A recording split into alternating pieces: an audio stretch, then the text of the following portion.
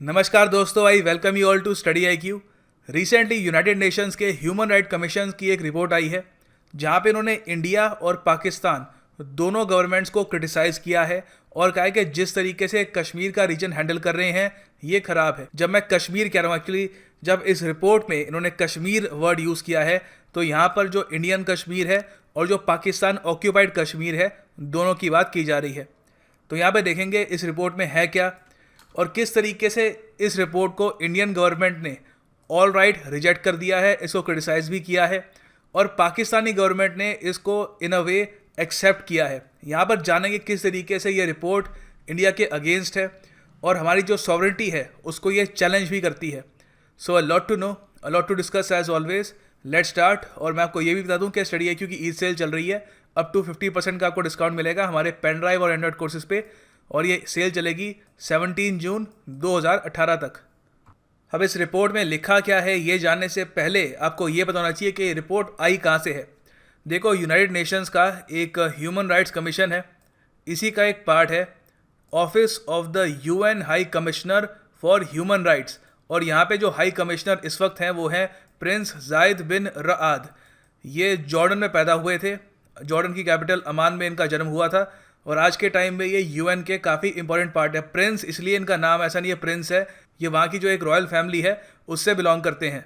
अब देखो, ये रिपोर्ट खास इसलिए है क्योंकि इससे पहले कभी भी यूएन की कोई ऐसी रिपोर्ट नहीं आई जो कश्मीर में ह्यूमन राइट्स के इशू पर बात करती है।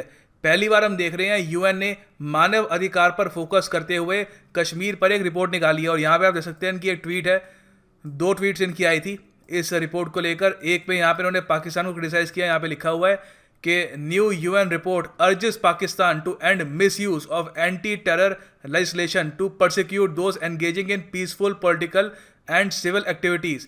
तो यहाँ पर कह रहे हैं जो लोग प्रोटेस्ट कर रहे हैं पाकिस्तान ऑक्यूपाइड कश्मीर में उन पर क्लैम डाउन करने के लिए पाकिस्तान एंटी टेरर लेजिस्लेशंस का इस्तेमाल कर रहा है और यूएन इसको कह रहा है कि इसको रोकना चाहिए, ठीक है। और फिर इंडिया को भी क्रिटिसाइज़ किया है। यहाँ पे एक्चुअली पूरी रिपोर्ट में आप देखोगे इंडिया को बहुत ज़्यादा क्रिटिसाइज़ किया है और यहाँ पे लिखा हुआ है कि इंडिया को इमीडिएट और इफेक्टिव स्टेप्स उठाने चाहिए ताकि जो एक्सेसिव फोर्स का इस्तेमाल किया जा रहा है कश्मीर में ये कम हो। अब देखो इस रिपोर्ट में क्या लिखा है, ये पढ़ के आप काफ़ी हैरान होंगे। 49 पेजेस की रिपोर्ट है, मगर इस रिपोर्ट में जो एक रिकमेंडेशन दी गई है वो अपने आप में काफ़ी सरप्राइजिंग है। इस रिपोर्ट में जायद राद अल हुसैन जो यहाँ पर जॉर्डन के हैं और यहाँ पे यूएन के ह्यूमन राइट कमिश्नर के ऑफिस में इस वक्त विराजमान है, इन्होंने यहाँ पर कह दिया है कि कमीशन ऑफ इंक्वायरी यहाँ पे बिठानी चाहिए कश्मीर को लेकर क्योंकि यहाँ पे ह्यूमन राइट्स की वॉयलेशन बहुत ही बड़े स्केल पर हुई है। अब मैं आपको ये बता दूँ कि जो ये कमीशन ऑफ इंक्वायरी है ये एक बहुत ही बड़ा स्टेप होता है। ये एक अगर ये बिठा दी जाती है कश्मीर में तो एक बहुत ही कॉम्प्रिहेंसिव इंडिपेंडेंट इन्वेस्टिगेशन होगी जो भी ह्यूमन राइट्स के वॉयलेशन हुए हैं कश्मीर में। और ये ज़्यादातर होता है सीरिया जैसी जगह पे। सीरिया में रिसेंटली कमीशन ऑफ इंक्वायरी बिठाई गई थी, मगर यहाँ पे यह भी काफ़ी सरप्राइज़ की बात है कि यूएन ने समझा कि कश्मीर में हालत इतनी ख़राब हो गई है कि यहाँ पे कमीशन ऑफ इंक्वायरी की आवश्यकता है। अब देखो, सबसे पहले इस रिपोर्ट का जो फर्स्ट पार्ट है ये पढ़ते हैं। इस रिपोर्ट के फर्स्ट पार्ट में यूएन ह्यूमन राइट्स के हाई कमिश्नर हमको ये बताते हैं कि कश्मीर प्रॉब्लम शुरू कैसे हुई थी। यहाँ पे मैं ये भी मेंशन कर लूँ कि भारत सरकार ने इस रिपोर्ट को पढ़ के कहा है, actually ministry of external affairs से ये बयान आया है इंडिया की। उन्होंने कहा है कि ये रिपोर्ट मिस्चीवियस है। मिस्चीवियस मतलब कि जो आपकी शरारत करने की इंटेंशन हो। कुछ यहाँ पे शब्द इन्होंने ऐसे लिखे हैं जिससे लगता है कि जो इंटेंट है वो कुछ और थी यहाँ पे। तो यहाँ पे पढ़ते हैं। देखो, सबसे पहले लिखा है 1947 में इंडिया पाकिस्तान आज़ाद हुए। फिर यहाँ पे रिलीजन के हिसाब से मेंशन किया है कि कश्मीर के राजा कौन थे। यहाँ पे लिखा है उस वक्त कश्मीर के राजा थे Hari Singh, Hindu ruler of Muslim majority kingdom of Jammu Kashmir, ठीक है। उसके बाद आगे लिखते हैं ये कि इन पर काफ़ी प्रेशर था क्योंकि पश्तून फोर्सेस कश्मीर को इन्वेड कर रही थी। यहाँ पे यही लिखा कि पाकिस्तान से आई थी वो या पाकिस्तान बैक थी, कहीं से बस पश्तून फोर्सेस आ गई, उन्होंने कश्मीर पर अटैक करना स्टार्ट कर दिया। तो इनके डर से यहाँ पर राजा हरि सिंह ने इंस्ट्रूमेंट ऑफ असेशन साइन कर लिया इंडिया के साथ, ओके। फिर उसके बाद ये नहीं लिखा गया कि पाकिस्तान ने इंडिया पे अटैक किया या फिर पाकिस्तान ने क्या कार्रवाई करी। सीधा अगली लाइन शुरू होती है कि फिर एक कॉन्फ्लिक्ट हो गई इंडिया और पाकिस्तानी फोर्सेस की। कैसे हुई वो कुछ यहाँ पे बताया नहीं गया। तो खैर उसके बाद फिर यहाँ पे लिखा है कि 20 जनवरी 1948 को दोनों कंट्रीज़ यूएन पहुँच गई और यूएन का जो सिक्योरिटी काउंसिल है उन्होंने रेजोल्यूशन 39 के ज़रिए एक एस्टैब्लिश किया United Nations commission for India and Pakistan, जो आज भी हमारे यहाँ ये कश्मीर में है। तो यहाँ पे हम देख सकते हैं जो बैकग्राउंड इन्फॉर्मेशन है इसकी, यहीं पर लग रहा है कि जो रिपोर्ट बताना चाहती है वो कुछ और है यहाँ पे। खैर अब यहाँ पे आगे लिखते हैं ये कि 1990 में इंडिया ने इंट्रोड्यूस किया arm forces Jammu Kashmir special powers act, जिसको हम आफ्सपा कहते हैं। रिसेंटली आपको पता है नॉर्थ ईस्ट की स्टेट मेघालय, वहाँ से आफ्सपा हटा दिया गया था। तो आफ्सपा के बाद यहाँ पे कहते हैं कि टोटल, अब देखो यहाँ पे जो इनका सोर्स है वो ये कहते हैं कि सिविल सोसाइटी और मीडिया ने काफ़ी बार बताया कि इंडियन सोल्जर्स कश्मीर में 5 लाख से 7 लाख के आसपास है। अब ये प्रैक्टिकली पॉसिबल कैसे है ये हमको पता नहीं है, समझाता हूँ आपको। देखो इंडियन आर्मी की जो टोटल स्ट्रेंथ है वो ग्लोबल फायर पावर.com के हिसाब से 1.2 मिलियन के आसपास है, मतलब 12 लाख। और एस्टिमेट यही माने जाते हैं ज़्यादातर कि इंडियन आर्मी की जो टोटल स्ट्रेंथ है ये 12 या 13 लाख के आसपास है। तो किस तरीके से, किस लिहाज से इंडिया 7 लाख, ऑलमोस्ट 50% से भी ज़्यादा यहाँ पे सोल्जर्स सिर्फ कश्मीर में डिप्लॉय कर सकती है। बाकी हमारी इतनी लंबी बॉर्डर है, राजस्थान की, पंजाब की बॉर्डर है, फिर चाइना के साथ इतनी बड़ी बॉर्डर है, वहाँ पर क्या हमने बिल्कुल भी सोल्जर्स डिप्लॉय नहीं कर रखे? ये एक बहुत बड़ा सवाल बनता है। तो यूएन की रिपोर्ट ने किस तरीके से ये नंबर यहाँ पे कोट कर लिया, ये भी एक काफ़ी बड़ा सवाल उठाता है। अब हाँ, यहाँ पे ये मेंशन करना चाहूँगा, एक आर्ग्यूमेंट यहाँ पे हो सकती है कि यहाँ पे ये सीआरपीएफ और भी जो फोर्सेज होती है पैरामिलिट्री फोर्सेस, उसको ही ऐड कर रहे हैं। मगर उनको भी आप ऐड कर लो तो ये जो नंबर है 7 लाख का, कहीं से भी जस्टिफाइड नहीं है कि कश्मीर वैली में इतने सारे ट्रूप्स की आवश्यकता होगी, और सच में इतने सारे ट्रूप्स डिप्लॉय भी किए जाते हैं वहाँ पर। खैर आगे बढ़ते हैं। अब देखो यहाँ पर एक बहुत ही इंटरेस्टिंग इन्होंने लैंग्वेज यूज़ करी है, इसको इंडियन गवर्नमेंट ने पिन पॉइंट किया है और बताया कि इस लैंग्वेज की वजह से वो इस रिपोर्ट की जो इंटेंशन है, जो ये रिपोर्ट बताना चाहती है, उस पर शक करते हैं। ठीक है, अब देखो ये एग्जीक्यूटिव समरी है इसकी। यहाँ पर ये बात कर रहे हैं बुरहान वानी की। रिसेंटली आपको पता है कश्मीर में एक आतंकवादी था 22 साल का बुरहान वानी, हिजबुल मुजाहिदीन का कमांडर था ये, इसको मार गिराया था इंडियन आर्म फोर्सेस ने कश्मीर में। तो यहाँ पर इनको डिस्क्राइब करने के लिए, हिजबुल मुजाहिदीन को डिस्क्राइब करने के लिए यूएन हाई कमिश्नर की रिपोर्ट यूज़ करती है ये शब्द, एन आर्म्ड ग्रुप। एक टेररिस्ट आउटफिट को डिस्क्राइब करने के लिए इन्होंने ये शब्द इस्तेमाल किया है कि एक आर्म्ड ग्रुप है। अब देखो आर्म्ड ग्रुप एक बहुत ही गोलमोल भाषा होती है। आर्म ग्रुप कोई भी हो सकता है, कुछ लोग हैं कहीं से खड़े हो गए, उनके हाथ में बंदूक है, आर्म ग्रुप है ये, वो बैंक रॉबरी करने के लिए जा रहे हैं, कुछ भी कर रहे हैं। आप जब एक टेररिस्ट संगठन कहते हैं, आतंकवादी संगठन, वो डिफरेंट है। उसका मतलब कि उनकी एक आइडियोलॉजी है, वो स्टेट के खिलाफ लड़ रहे हैं, उनके साथ जो एक कॉन्फ्रंटेशन होती है वो ऑल टुगेदर डिफरेंट होती है। मगर यहाँ पे हिजबुल मुजाहिदीन कितनी डेंजरस है, इसको थोड़ा सा टोन डाउन करने की कोशिश करी गई है। और यहाँ पे Indian government, actually ministry of external affairs ने ये अपने स्टेटमेंट में कहा भी है कि इस रिपोर्ट में हिजबुल मुजाहिदीन, जिसको यूरोपियन यूनियन और यूएसए ने एक डेजिग्नेटेड आतंकवादी ग्रुप घोषित कर रखा है, उसको यूएन की रिपोर्ट बस एक आर्म्ड ग्रुप क्यों कह रही है। और यूएसए ने तो 2017 में इसको फॉरेन टेररिस्ट ऑर्गेनाइजेशन भी घोषित कर दिया था। यहाँ पे आप इसका एक आर्टिकल देख सकते हैं, US designates Hizbul Mujahideen a foreign terrorist organization, और इनके एसेट्स भी फ्रीज किए जा चुके हैं। अब ऐसे संगठन को ये आर्म्ड ग्रुप क्यों कह रहे हैं, ये सच में काफ़ी ज़्यादा सरप्राइजिंग है। उसके बाद देखो आगे लिखते हैं इस रिपोर्ट में कि इंडियन सिक्योरिटी फोर्सेस ने यहाँ पे कश्मीरी लोगों का जो एक अधिकार है अपना डिसेंट सामने रखने का, अपने आप को एक्सप्रेस करने का, ये भी छीन लिया। लोगों को प्रोटेस्ट भी नहीं करने दिया। यहाँ पर अब देखो जब बुरहान वानी की डेथ हुई उसके रिस्पॉन्स में काफ़ी डेमोन्स्ट्रेशन हुई। फिर जुलाई 2016 में यहाँ पर पेट्रोल गन का इस्तेमाल किया गया, पेट्रोल फायरिंग शॉटगन का इस्तेमाल किया गया, और उसको आपको पता है काफ़ी हद तक न्यूज़ में था। और यहाँ पे लिखते हैं कि ये सिविल सोसाइटी ने ये बताया है। सिविल सोसाइटी, मुझे पता नहीं कि UN high commissioner civil society के सोर्सेज यहाँ पे क्यों इस्तेमाल करेगा। यहाँ पे ज़्यादातर ये गवर्नमेंट सोर्सेज या ज़्यादा रिलायबल सोर्सेज का इस्तेमाल करते हैं। खैर यहाँ पे कह रहे हैं कि सिविल सोसाइटी ने एस्टिमेट ये किया है कि 130 से 145 सिविलियंस की डेथ हुई थी इस टाइम के बीच में।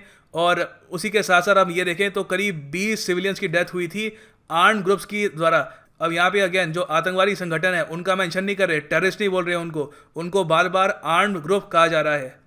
अब यहाँ पे आप अगर ये सोच रहे हैं कि इस रिपोर्ट में इंडिया पर इतना फोकस क्यों किया गया है, पाकिस्तान की अभी तक बात क्यों नहीं करी गई, क्योंकि यहाँ पे रिपोर्ट में लिखा ही है कि हालांकि ये रिपोर्ट दोनों कंट्रीज़ को क्रिटिसाइज तो करती है, मगर यहाँ पे जो मेन फोकस है इनका, यहाँ पे आप देख सकते हैं ये रिपोर्ट की लाइन है, main focus of this report is in the human rights situation in Indian state of Jammu and Kashmir from जुलाई 2016 के बाद जो भी ह्यूमन राइट्स वॉल्यूशन हुए हैं उस पर यह रिपोर्ट सबसे ज़्यादा फोकस करती है। खैर, तो यहाँ पर आगे इस रिपोर्ट में लिखा हुआ है कि आफ्सपा की वजह से जो भी सिक्योरिटी फोर्सेस के पर्सनल हैं यहाँ पे उन पर एक्शन ले पाना काफ़ी ज़्यादा मुश्किल है। और यहाँ पे लिखा हुआ है unless the Indian government grants prior permission to prosecute. Unless यहाँ पे भारत सरकार का इंटरवेंशन ना हो, सिक्योरिटी फोर्सेस यहाँ पे कुछ भी कर सकती है। उनको वर्चुअल इम्यूनिटी मिली हुई है, वो अगर कोई भी ह्यूमन राइट्स का यहाँ पे हनन कर सकते हैं, मानव अधिकार का हनन कर सकते हैं, उनको कोई भी प्रॉब्लम नहीं होगी। और यहाँ पे लिखा है in the nearly 28 years of that law has been in force in Jammu and Kashmir there has not been a single prosecution of arm forces personnel granted by central government. तो यहाँ पे कह रहे हैं कि जब से आफ्सपा लागू किया गया है कश्मीर में एक सिंगल परसिक्यूशन भी नहीं हुआ यहाँ पर किसी भी आर्म फोर्सेस के पर्सनल का। मगर साथ साथ ये भी लिख रहे हैं कि काफ़ी सारे सेक्सुअल वायलेंस के यहाँ पे केसेस हुए हैं। अब यहाँ पे इन्होंने मेंशन किया है कि एक केस यहाँ पे हुआ है, एक सोल्जर पे कोई आरोप लगा के वो गैंग रेप किया है, तो वो उन्होंने काफ़ी उसकी लिस्ट तैयार कर रखी है। वो जो लिस्ट है वो डिस्कस मैं करूँगा नहीं, तो उन्होंने यहाँ पे मेंशन किया है, मैं आपको ये बता रहा हूँ, ठीक है। अब देखो, सेक्सुअल ऑफेंसेस के बाद ये रिपोर्ट बात करती है टॉर्चर के बारे में।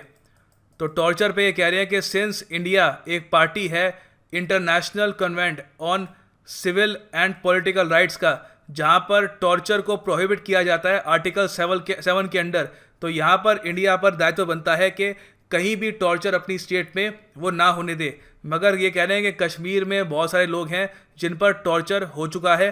और यहाँ पे इन्होंने एक और फिर से केस, काफ़ी सारे केसेस उन्होंने मेंशन किया एक्चुअली पूरे रिपोर्ट में, कि एक ये काफ़ी सैड केस था एक्चुअली। एक 30 साल के कॉलेज लेक्चरर थे शबीर अहमद मंगू, इनकी डेथ हो गई थी जब इंडियन आर्म फोर्सेस के लोगों ने इनको बहुत ही बुरी तरीके से पीटा। अब यहाँ पे जो सोल्जर्स हैं उन पर एफआईआर भी लॉन्च करी गई, मगर एफआईआर के बाद कुछ इसका आगे निष्कर्ष निकल के नहीं आया और आज तक किसी भी सोल्जर को यहाँ पे पनिशमेंट नहीं मिली। और इसको लेकर आर्मी ने रिग्रेट भी जताया था। यहाँ पे आप पीटीआई की एक कटआउट दे सकते हैं, पीटीआई का एक आर्टिकल है, यहाँ पे लिखा हुआ है कि आर्मी रिग्रेट करती है कि जो लेक्चरर की डेथ हुई थी और बहुत ही ख़राब तरीके से वो डेथ हुई थी, मतलब काफ़ी लोगों ने उनको पीट के ही मार डाला था। और यहाँ पे कहा है कि हम इस पर एक प्रोब ऑर्डर करते हैं, मगर इसका कोई निष्कर्ष निकल के आया नहीं और ना किसी को यहाँ पे सज़ा हुई। अब देखो, फिर हम आते हैं पाकिस्तान वाले सेक्शन पे। पाकिस्तान पे रिपोर्ट ओवरऑल आपको काफ़ी सॉफ्ट दिखेगी और इसका रीज़न उन्होंने ये बताया कि सिंस पाकिस्तान में मीडिया को कवरेज करने नहीं दी जाती उस एरिया की, तो इनके पास बहुत ही कम डेटा है कि वहाँ पे हो क्या रहा है। मगर फिर भी ये जानते हैं कि वहाँ पे ह्यूमन राइट्स की वायलेशन हो रही है, मगर किस मैग्नीट्यूड की हो रही है इनको ये नहीं पता। मगर फिर भी इन्होंने यहाँ पे ऑलमोस्ट पाकिस्तान को एक बहुत ही लाइट क्लीन चिट दे दी है। इन्होंने कहा है कि वहाँ पे जो ह्यूमन राइट्स की वायलेशन है ये डिफरेंट कैलिबर की है। अब ये डिफरेंट कैलिबर क्या है, ज़्यादा है, कम है, ये इन्होंने मेंशन नहीं किया और कहा है कि ये अलग मैग्नीट्यूड की है और काफ़ी स्ट्रक्चरल है नेचर में। ओके, और आगे यहाँ पे लिखते हैं ये कि ह्यूमन राइट्स वायलेशन इन पाकिस्तान। तो यहाँ पर ऑफिस जो है ह्यूमन राइट्स का यूएन का, उन्होंने ये भी कहा है कि सिंस यहाँ पे डेटा इकट्ठा करना काफ़ी मुश्किल था तो इनको काफ़ी सारी चीज़ों के बारे में लिखने का मौका नहीं मिला, ये एडमिट करते हैं ये। देखो, उसके अलावा आप एक और बात यहाँ पे नोटिस करोगे, जब इंडियन कश्मीर के बारे में यहाँ पे लिखा गया था तो काफ़ी बार इन्होंने यहाँ पे लिखा इंडियन एडमिनिस्ट्रेड कश्मीर, मगर जब पाकिस्तानी कश्मीर की बात आती है तो यहाँ पर बार बार ये एक्रोनिम इस्तेमाल करते हैं AJK। इसका मतलब आज़ाद जम्मू कश्मीर। अब ये क्यों कर रहे हैं ये भी काफ़ी मिस्चीवियस है और भारत सरकार ने यहाँ पे ये भी बोला है कि यहाँ पे ये आज़ाद कश्मीर क्या होता है ये, और ये गिलगित बाल्टिस्तान वाला, ये जो इन्होंने जो नाम यूज़ किए हैं, जो टर्मिनोलॉजीज़ यूज़ करी हैं, ये अपने आप में काफ़ी हद तक मिस्चीवियस है। खैर, फिर भी यहाँ पे इन्होंने अपनी रिपोर्ट में कहा है कि पाकिस्तान का जो कश्मीर है, जो पाकिस्तान ऑक्यूपाइड कश्मीर है, वहाँ पर रिलीजन को लेकर काफ़ी रिस्ट्रिक्शंस हैं और यहाँ पे कहने के जो अहमदिया कम्युनिटी है वहाँ पे उनको परसिक्यूट किया जा रहा है, उनको नॉन मुस्लिम माना जाता है और इंस्टीट्यूशनल डिस्क्रिमिनेशन होती है उनके साथ। और यहाँ पे कुछ केसेस बताए गए हैं कि किस तरीके से अहमदिया कम्युनिटी के खिलाफ यहाँ पे एक्शन लिए जाते हैं पाकिस्तान ऑक्यूपाइड कश्मीर में। उसके अलावा वहाँ पर प्रॉस्पेरिटी कितनी ज़्यादा कम है, वहाँ के लोग कितने नाखुश हैं, और जब से कश्मीर में लास्ट टाइम जब अर्थक्वेक आया था उसके बाद से वहाँ पर जो रिकन्स्ट्रक्शन का काम है कितना स्लो चला है कंपेयर टू इंडियन कश्मीर, जहाँ पे बहुत ही जल्दी यहाँ पे रिकन्स्ट्रक्शन का काम शुरू हो चुका था, उसके बारे में कुछ भी यहाँ पर बात नहीं करी गई है। देखो, रिपोर्ट के एंड में यहाँ पे इन्होंने कुछ एडवाइस दी है यहाँ पे इंडिया को और पाकिस्तान को। तो इंडिया को यहाँ पे पहले तो ये कहा है कि जो भी इंटरनेशनल ह्यूमन राइट्स के कानून हैं, ऑब्लिगेशंस हैं, इंडियन एडमिनिस्ट्रेटेड कश्मीर फिर से यहाँ पर इसको लागू किया जाए, ठीक है। फिर यहाँ पे आगे कह रहे हैं कि आफ्सपा को जल्दी से जल्दी कश्मीर से हटा दो, यहाँ पे लिखा हुआ है रिपील आफ्सपा। फिर आगे लिखा हुआ है कि एस्टैब्लिश इंडिपेंडेंट, इम्पार्शल और credible investigations to probe all civilian killing, जो भी यहाँ पे सिविलियन किलिंग्स हुई हैं जुलाई 2016 से, उस पर प्रोब होना चाहिए। फिर आगे लिखा है investigate all deaths that have been occurred in the context of security operations in Jammu Kashmir following the guidelines laid by the supreme court of India. तो सुप्रीम कोर्ट ऑफ इंडिया ने जो गाइडलाइंस ले डाउन करी है उसी के हिसाब से यहाँ पे जो भी इन्वेस्टिगेशन है वो होनी चाहिए। और ऐसे ही इन्वेस्टिगेशन को लेकर बाकी सारे ये पॉइंट्स हैं यहाँ पे मेंशन किए गए हैं, ठीक है। और फाइनली आप ये पॉइंट भी देखोगे, amend the Jammu Kashmir public safety act 1978 to ensure its compliance with international human rights law. तो यहाँ पर ये भी कह रहे हैं कि जो कश्मीर पब्लिक सेफ्टी एक्ट है इसको भी चेंज करना चाहिए। फिर देखो, फिर हम आते हैं पाकिस्तान को इन्होंने क्या एडवाइस दी है। अब पहले मैंने आपको दिखाया था काफ़ी जगह AJ के इन्होंने यूज़ किया था, आज़ाद जम्मू कश्मीर, मगर फिर यहाँ पे जब ये एडवाइस देने पे आते हैं तो फिर से पाकिस्तान एडमिनिस्ट्रेटेड कश्मीर की बात कर रहे हैं। तो यहाँ पर कह रहे हैं कि पाकिस्तान को भी जो भी ह्यूमन राइट्स के यहाँ पे लॉ है इनको रिस्पेक्ट करना चाहिए पाकिस्तानी ऑक्यूपाइड कश्मीर में, और कहा है कि जो भी आतंकवाद के खिलाफ पाकिस्तान में कानून है उनका गलत इस्तेमाल करके कश्मीरी लोगों पर यहाँ पे जो एक क्लैम डाउन किया जा रहा है, उनकी वॉइस को दबाया जा रहा है, वो नहीं करना चाहिए। और फिर आगे यहाँ पे लिखा हुआ है इमीडिएटली रिलीज फ्रॉम प्रिजन और house arrest any political activist, जो भी पाकिस्तानी ऑक्यूपाइड कश्मीर में कोई भी अगर कोई पॉलिटिकल एक्टिविस्ट है उसको छोड़ देना चाहिए, उसको रिलीज़ कर देना चाहिए। और जिस तरीके से आपको पता है इंडिया में हुर्रियत के लोग खुले घूमते हैं, वैसे वहाँ पर भी होना चाहिए। तो एज ए होल इन्होंने ये सब चीज़ें यहाँ पे बोली है, मगर ऑब्वियसली आप देख सकते हैं कि रिपोर्ट काफ़ी हद तक ज़्यादा क्रिटिकल है इंडिया के। अब देखो यहाँ पे रिएक्शन क्या आया कंट्रीज़ का। इंडिया ने सीधा यहाँ पे रिजेक्ट किया है इस पूरी रिपोर्ट को। इंडिया ने यहाँ पे कहा है कि ये जो पूरी रिपोर्ट है एक ऐसा नैरेटिव बिल्ड करने की कोशिश करती है जो फॉल्स है, पूरा जो नैरेटिव है वही गलत है। और यहाँ पे कहा है कि सिलेक्टिव कंपाइलेशन है रिपोर्ट्स की, और वो भी अनवेरीफाइड, कि कोई वेरिफिकेशन उनकी कहीं से है नहीं। क्योंकि काफ़ी बार हमने देखा है कि सिविल सोसाइटी ये कह रही है, मीडिया ये कह रहा है, तो अनवेरीफाइड इन्फॉर्मेशन है यहाँ पे, और उनका एक कंपाइलेशन बना दिया इस रिपोर्ट में। और आगे यहाँ पे ये लिखा है कि सिंस आज़ाद कश्मीर जरिए ये शब्द का यहाँ पे इस्तेमाल किया गया है, तो इंडिया की जो सॉवरेनिटी है और इंटेग्रिटी है वो भी ये रिपोर्ट वायलेट करती है। और फिर यहाँ पे ये भी लिखा है कि जो टेररिस्ट संगठन है उनको आर्म्ड फोर्सेस, आर्म्ड ग्रुप यहाँ पे क्यों कहा जा रहा है, और टेररिस्ट को बार बार लीडर्स क्यों कहा जा रहा है। ये काफ़ी एक अजीब बात थी, और इस पर इंडिया की जो मिनिस्ट्री ऑफ एक्सटर्नल अफेयर्स हैं उन्होंने काफ़ी ज़्यादा यहाँ पे आपत्ति जताई है। उसके बाद ये भी लिखा है कि जो UN का मिशन है ज़ीरो टॉलरेंस का ऑन टेररिज्म पर, इसको ये काफ़ी हद तक अंडरमाइन करता है। अब देखो दूसरी तरफ हम देखें तो पाकिस्तान का रिएक्शन इस रिपोर्ट को लेकर काफ़ी, उनकी तरफ से ये काफ़ी अच्छी बात है कि ऐसी रिपोर्ट सामने आई है, तो उन्होंने इस रिपोर्ट को बढ़ चढ़ के एक्सेप्ट किया है।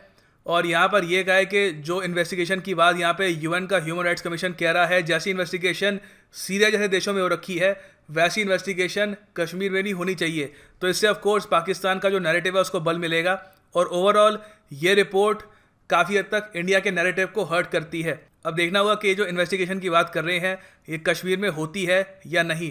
खैर ये है एंड हमारी वीडियो का। Thanks for listening, God bless you all.